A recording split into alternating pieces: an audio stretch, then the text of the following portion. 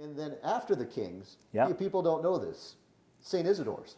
I mean, after the Kings, I got some time, and we're back home. We're back on Cape Cod. Okay. And I had been talking to a lot of people about going back into coaching, and I told my wife, MJ, I said, if the phone rings, I said, that's enough. Well, it was late one night, about 10:30 or 11, and we're in bed, and the phone rings, and it was Dave Gavin. Okay. Now, if you know that name, that's the Big great East. Great Providence coach, sure. The founder of the Big East, became an executive with the NCAA, also for a brief time the president of the Celtics. Okay. And I just had so much admiration and respect. And my wife covers the phone up and she says, Gary, you might want to take this phone call. Right, okay. And she said, it's Dave Gavin. I'm like, what the heck? And he had a place down the Cape. Right, okay. He said, Saint, he said, I want you to consider something. He says, PJ Carlissimo is with the Warriors. He's a very close friend of mine. I know him. I know you know him from when you were with the Nets when he was at Seton Hall.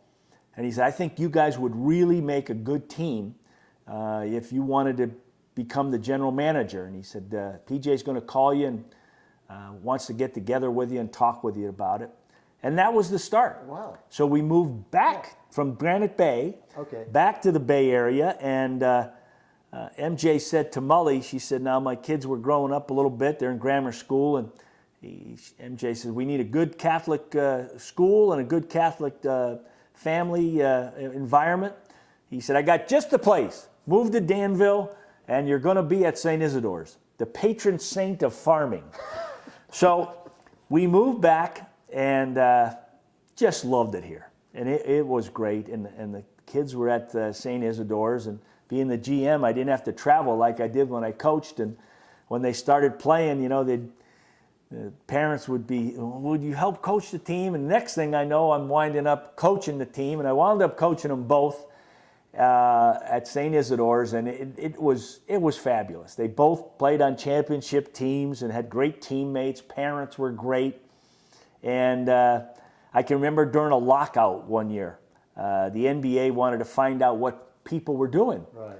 So NBC sent a crew out, and we were at Sycamore Valley School practicing outside, and they had they follow Greg and I the whole day, from breakfast to school to practice. Wow. And they did a great segment on it.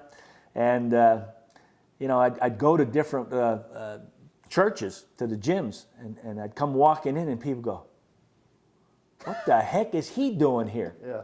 So it was fun. And I always am extremely respectful to all of those moms and dads who give their time to coach. Sure. And some of them don't know a lot about the game, but they give their time. Right, that's all it takes. And the big thing is that the kids have a good, positive experience. Absolutely. And have fun. And then, did you ever take the kids up to Christ the King, Pleasant Hill? Oh, sure. So that's yeah, okay. we played it. We played everywhere, without a doubt. Okay. And it's kind of how I got my start coaching after I got hurt at Springfield College.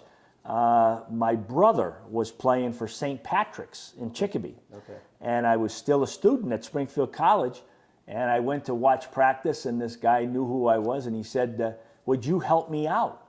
And that's and those guys won 60 games in a row.